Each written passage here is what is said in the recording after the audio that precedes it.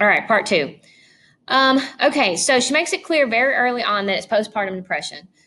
So for this particular approach, what you could do is you don't necessarily have to use Galileo for every single source that you include. It just needs to be academic or reputable. So you could Google, symptoms of postpartum depression, and you could write body paragraphs where you identify some of the symptoms, and you use textual evidence to show how these symptoms were manifesting within the unnamed narrator in that story to show that that she had postpartum depression.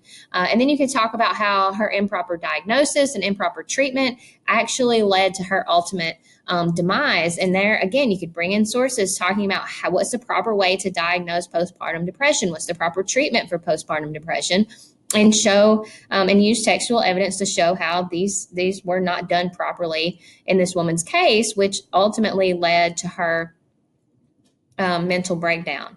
So there's lots of really great information out there. The Owl at Purdue, I posted that textbook, and it gives a lot of really great information about psychoanalytic criticism that goes into talking about fear.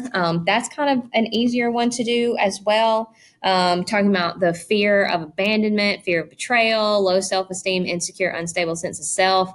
That's, soldier's home right there. Oedipal fixation, right, from Oedipus Rex, the Oedipus complex. And that's, arose for Emily. And, a lot of times people want to oversimplify the Oedipus complex and say that it's just about, kids essentially want to sleep or have sex with their parents, but it's much more complex than that. So the way Emily's problematic relationship that she had with her dad, and then how that kind of affects her relationships the rest of her life would be an excellent topic for one of these research papers. So with Marxist criticism, this is another easy one. I think can have an easy approach. Essentially, you're just looking at like the power struggles, like the class system within the story, and how people are either trying to rise above their class, and if they're able to, if they're not able to, consider like sources of currency or capital within the story. Like Button is a great one for Marxist criticism because,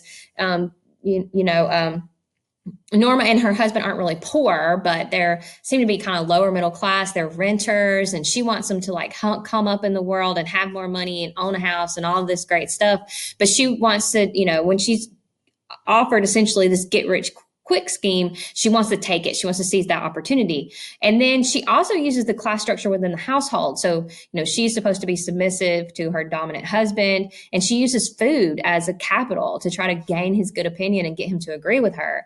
And then, as we know, when she pushes the button, her husband dies.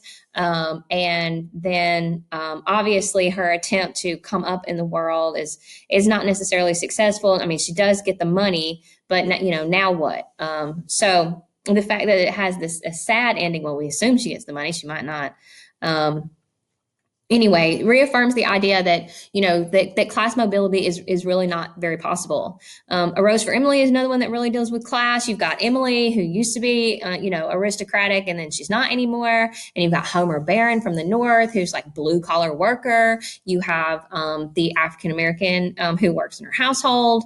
You also have the idea of capitalism and sweat. Like capitalism is kind of Delia's salvation. The fact that she works so hard and she makes money and she's bought this house, like she's moving toward that American dream. And so she gets saved from a terrible demise, versus Sykes, who's not moving towards that American dream, gets killed in this really kind of horrific way. So you can think about those kind of things. Historical criticism, you got to know some stuff about history to do this one. I don't know how this ended up right here. I'm going to make that go away. Okay, so looking for evidence of historical events or the impact of or influence of historical events in a story. Cultural criticism, you did that for a discussion board. If you want to take that and run with it, feel free to. Another one that you could do is the hero's journey. And basically, you can look up Joseph Campbell's Steps of the Hero's Journey. It's like where you're called to adventure.